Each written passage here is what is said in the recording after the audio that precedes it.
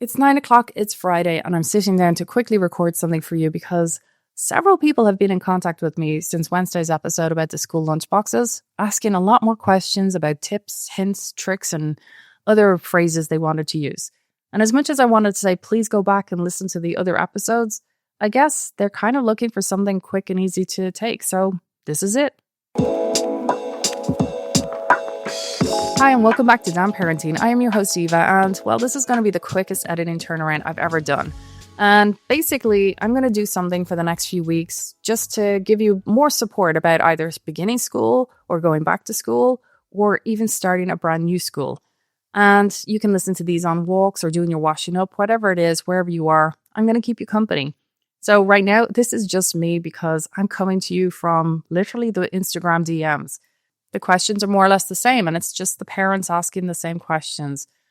But one thing I really need you to know is that school is not hard. It's just that everyone around you already knows how it works because the Dutch parents grew up in it. They know the different phrases, and obviously they're going to understand the language. Let's just break this down as quickly and as easily as I can do it. As we know, the schools are going to be going back in the next couple of weeks. So there's the 17th, 24th, and 31st. It depends on the region you live in. And also international schools start in usually early September.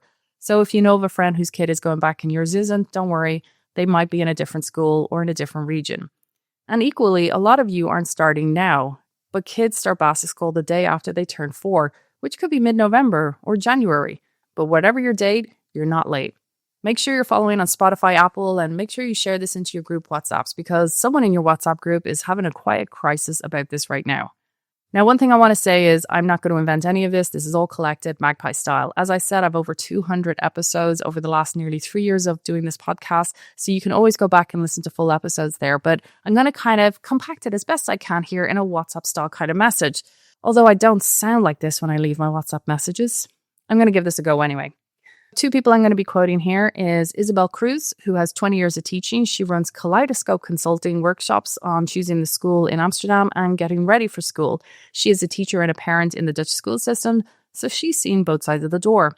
Equally, I'll be sharing stuff from Faye Poole. She was our child psychologist last year, and so she'll be picking up on the emotional things.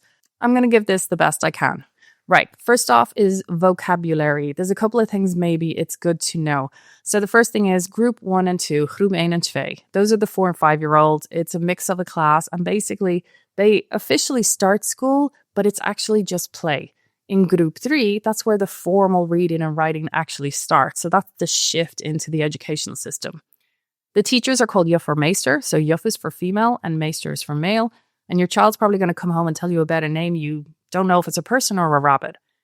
When you're signing up to the schools, you might be told about wennen or vanochtend. So that's a settling in practice before they officially start some schools. Some schools do 1 or 2. Maybe you might get 5. My school did none. So make sure you ask about these. This is the one I'd put my money on you not being told about. Now, in school, for lunch, they'll have people like an overblijver, which is someone who basically comes into the school and just sits with your classroom while your kids have their lunch. That's all that it is. I mean, teachers need an hour off. And after school, you'll have a BSO. So you need to book that separately, and there's probably wait lists, but make sure that they pick up from your school.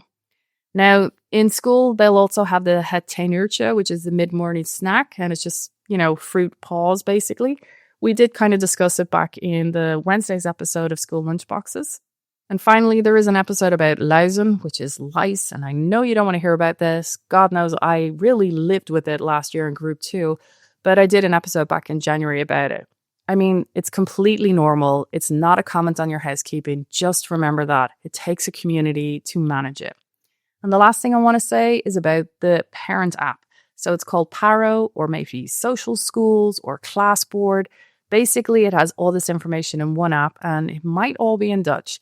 But check, some of them change into a different language. Just make sure your notification's on and you've checked the calendar. Go through it month by month to make sure you're not missing the day out or the study days, God forbid. And if you've moved here and none of this is familiar, that's not you being behind. It's just nobody hands you this. So I'm going to reflect on Isabel's episode about preparing for school because nobody has ever cried at 7:40 a.m. about emotional regulation. They cry about trousers. In Isabel's episode, she talked about 4 main things. First is clothes. Make sure your kids dress for independence. It's not about the photo. The photos right there, the buckled sandals and the dungarees and a tiny denim situation with a belt. But your 4-year-old might be alone in a bathroom with a full bladder and it's versus a button. And the button is always going to win. It's not even a fair fight.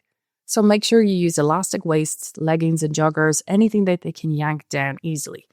And for the dress as well, it's a whole engineering project in a toilet cubicle. So make sure you do plenty of dry runs at home first.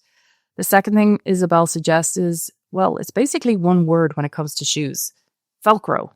A teacher with 25 kids can only retie so many. So make sure it's Velcro all the way. Velcro is basically the love language of your school. Next up for the winter, well, you're going to have two things here for winter that you really need to know about that Isabel was so particular about. The first one was the rain gear.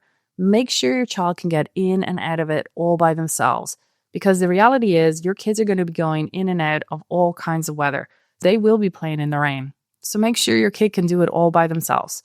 And the second thing to do with winter, no finger gloves. It's mittens all the way. Every finger into its own tunnel is a fine motor boss level that most 4 or 5-year-olds cannot unlock yet. And also, make sure they're waterproof, because woolen mittens, well, it's basically just a sponge for your child. Do you notice that what all 4 have in common? None of it is about a kid being clever. It's all about them sorting themselves out without having to put their hand up for the teacher. Now, a couple of things to add from my own thing. Well, one thing we do is the clothes are chosen the night before.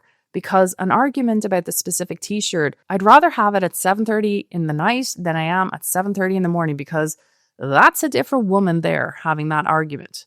Now, the next thing I learned was gym lessons and what days they're on. Now, this is not for every school, but some schools for Group 1 and 2, the children are stripping to their underwear for the gym. Now, it's not a scandal, but a teacher managing 25 kids wrestling with clothes, well, a full kit just isn't happening in the time allowance that they have. But nobody warns you, and I found out for my child, well, I was a little shocked. So the thing that I learned was to figure out what day it was, so I knew that they had shorts under their dress or an under t-shirt, just to make sure that they were comfortable when it came to it, so that they could make their own decision. Another thing, and this is kind of reflecting back to the school lunch boxes we had, make sure your water bottle is leak-proof. And when I say leak-proof, I mean your child can open it and close it themselves. There was a lot of incidents where a child hadn't closed their water bottle in their lunchbox or in their school bag, and basically it became a bag of soup, to say the least, with water all over the ground leaking out. Again, just another thing to practice at home. Okay, so that's the gear sorted, which is the easy part because you can Velcro a shoe, but you cannot Velcro a nervous system. Now, one thing I think many people maybe not aware of fully, but your 4-year-old does not legally have to be in school. There is a leerplicht, which is basically a rule of the learning, which starts at 5. So the first day of the month after the 5th birthday. So the first whole Group 1, you actually have flexibility here, and you're allowed to keep them home on a Wednesday, or you can have holidays in the school year. You don't have to fight for a special favor. That's just how the system works. Now, let's just quickly talk about the basics. In Group 1, we actually had the first 2 weeks as half days, and that was the making of it. Because what we're actually asking of a 4-year-old is they're going to go into a new building with probably a new language, new sounds, lights and smells and adults, and a room full of tiny humans who have their own agendas, plus unwritten rules nobody explains, which if you moved here as an adult, you also don't know. And I find it very overwhelming to even walk into a brunch event as a full adult with a known language. So asking a 4-year-old for 7 hours in a second language, it's a lot. And if you can, and it is a luxury, not everyone's job allows it, just give them downtime. Let the afternoon be just nothing. We did this also for Group 2. In the first week of school, again, we had no BSO, no activities. After school, we just came home and let them have downtime. And I'm doing it again for Group 3. The first week after the school summer, it's a lot to put on them. And I want to address one thing that I have coming up a lot on my Instagram right now, this thing called the summer slide. There's this research about kids losing academic and social skills over a long break because the structure disappears. And, well, that makes sense, but it hits harder here because the 6 weeks holiday, and a lot of us spending a chunk of it probably back home in another language with grandparents. So it's not just leaving school, but they're actually out of the Dutch system and the Dutch language. Because young brains do need repetition to make anything stick. And if you take the routine away, you take away the attention span and listening habits that can come with it. You've got reading and counting and fine motor. Well, it all fades fast without daily use. But the reason I'm saying it here is because I'm coming past several Instagram posts with the huge mistake parents are making this summer. And this mistake is basically the summer slide. And it's ours. It's the parents' fault. And the solution is we have to keep our kids working over the break. Like, great, thanks. Thanks so much. Exactly what we're kind of needing right now. You need to remember that we're in a different school system here. We're in the Netherlands, and Group 1 and 2 are for play. And that's the actual curriculum that's stated and it's official, and that's the whole point. So if you have someone who is 4 or 5 or maybe 6, there's no need to help a kleuter remember counting. You don't need to practice the name. It's the summer, let them play. That's not you slacking. That's you doing exactly what the school would be doing anyway. Now, if you're looking at Group 3, 4, or 5, maybe it's different because there's reading and writing genuinely being built. Even then, books at bedtime, not worksheets. This is just a quick tangent, but it's just the same principle. I mean, we're meant to brush their teeth until they're around 9 or 10 because it's about motor skills. And if you did not know this and it's news to you, you can go back and listen to the pediatric dentist episode that we did maybe 2 years ago. You will feel much better about still being in there with the toothbrush. And for an example with motor skills, on week 4 of our holiday, I was asking my daughter to sign her uncle's birthday card. She couldn't write her name. She's been writing it for 2 years. But to be honest, I just wasn't worried, not for even a second. It just made me aware that, oh, this is real, and that's what people mean. And that's why the first week back could be very hard and absolutely not the week to add in 3 afternoons of BSO and the swimming lessons and the gymnastics and everything else. There's no race. It does come back. It always comes back. What they need first just isn't catching up week. It's just space. Now, the next element is, the kids are in and they've figured out how to go to the toilet all by themselves and we've given them the soft week. But what actually keeps us lying awake at 2 a.m.? Well, will anyone play with them? And to be honest, we're looking at languages, we're looking at the social stuff. Some kids will walk in and make friends in 11 minutes flat. And it looks like luck or personality or some magic social gene that skipped my generation entirely. And usually it's just that they've been given the words. What's actually happening is they want to play. They're in the edge of the group and they're completely willing, but they just don't know the sentence that gets them in. And when you don't have a sentence, you're just going to stand there. So there's 4 sentences that we could practice with our kids before they start school or when they're even in school just to give them that boost of confidence. For example, can I be the dog in your game? Or can I build on this part? Or do you want to play? Or can I sit here? Those 4 little sentences is enough just to give the kid a willpower to be able to ask and maybe participate. In Dutch, maybe they need to learn mag ik meedoen, mag ik hier zitten. Just 3 words can get a kid into a game. It doesn't need to be grammatical, it just needs to exist. And role play it in the kitchen, make it stupid. Let them even be the one who says no sometimes because that is going to happen in school. And one more thing. When a kid offers a little piece of themselves, it gives the other kids something to catch. So maybe they might offer a snack, or maybe they might offer them to partake in an activity or in the art project that they're working in. Hopefully the children will be able to learn this element. And also, just remember, we're not talking about turning a shy kid into an extrovert. It's just taking the guesswork out of the hardest 30 seconds of their day. Now, there's this other Instagram post that's going around and it's about picking up your kids from school. And so something Faye has always talked about as well is we need to stop asking, how was your day? It's a repeat offender. I've done it for years and I'll probably still be doing it in the weeks to come because it's so automatic. But what we're actually asking them is, can you condense 7 hours of social politics, second languages, academic, and 25 personalities, and possibly a full-scale incident at a water fountain that we will never hear about? Can you just do that as a 4-year-old or a 5-year-old? We're asking a 4-year-old for an annual report, for God's sake. So what can I do? Well, it's about connection, not questions. First off, you just say, I love you, or I'm so happy to see you, or I thought about you today. So that's not information required from them. It's just a soft landing. Then take them home and have 10 minutes in their world. No phone and no questions.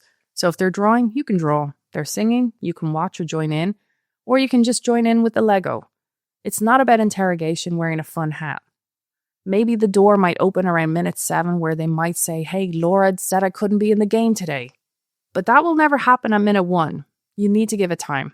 And something I've been doing as well is at dinner, I'll go first and I will share things that happened in my day. kind of start the ball rolling or modeling the behavior, as it were. And I've noticed a lot of people talking about the rose, the bud, and the thorn. Some people do it at nighttime, but that's something I sometimes will bring in at dinner because turning it into a game stops it feeling like being debriefed by management, as it were. So the rose is the best bit, the bud is what you're looking forward to, and the thorn is just something you didn't like. And if you do get into any questions, just make sure it doesn't end with yes or no. Like, what made you smile today? Or tell me a funny story, or who did you play with? Gives them the opportunity to expand on their answers. And the one I'll be working on again this year is basically don't turn things into life lessons. So if they do share anything with us, it's not about turning into a life lesson. They don't want to be thinking, if I tell mom something, I'm going to get taught something. So they will just turn off and not tell you. Trust me, I've absolutely done this. Something comes out and my brain immediately starts drafting some takeaway lesson, and I can watch her face close in real time. So tell me I'm not the only one. Genuinely, you can DM me because I need to know that. Now, I just try to receive it. I don't try to fix anything in the moment and usually don't have to fix it at all. And if they don't want to talk, that's also fine. No pushing, no taking it personally, even though it can feel very personal. But it's about respecting her today in what might get me a yes tomorrow. Now, sometimes when things come out at minute 10 that isn't cute, well, this is the bit that made me want to record this. I mean, your heart is outside your chest in another building for many hours of the day, and there's almost nothing you can do to protect them. There'll be playtime and laughing and fun, and there will always be days where other kids are just simply not nice to your kid. Both true, both normal, just awful. And there is an extra fear when yours is the one with the unusual name, or the accent, or the lunch that looks different. And you wonder whether it's that. Sometimes it can be, and usually it's just 4-year-olds just being 4-year-olds. So you can't say, just ignore them. And I know it comes from a good place because that's what a lot of us are told by people who actually loved us, but it does end the conversation, and we can't fix when we're not there for them. So the only tool we've got is what they're willing to tell us. So stay curious and say things like, okay, mean is a strong word, tell me what happened. Because this does two things. It tells them you're listening, and it starts unpacking what mean means. Because at this age, it covers everything. Something someone said, or something done, or being left out, or being laughed at. 4 completely different situations with 4 completely different responses. And with the kleuters, getting there takes patience and usually about 4 follow-up questions. There is a magic window, not the moment for advice, but they've trusted you with something vulnerable. So the only job right then is not to fumble it. So just check the impact, like how did it make you feel? Is this a one-time thing? Does it happen a lot? So that will tell you if they need comfort or a skill or actual support from school. And then you can thank them. I'm really glad you told me. You didn't have to handle this on your own. You can always separate the behavior from the person then by always addressing they are mean with that was mean behavior. So it's less personal, less permanent, and it can be easier for the child to move around.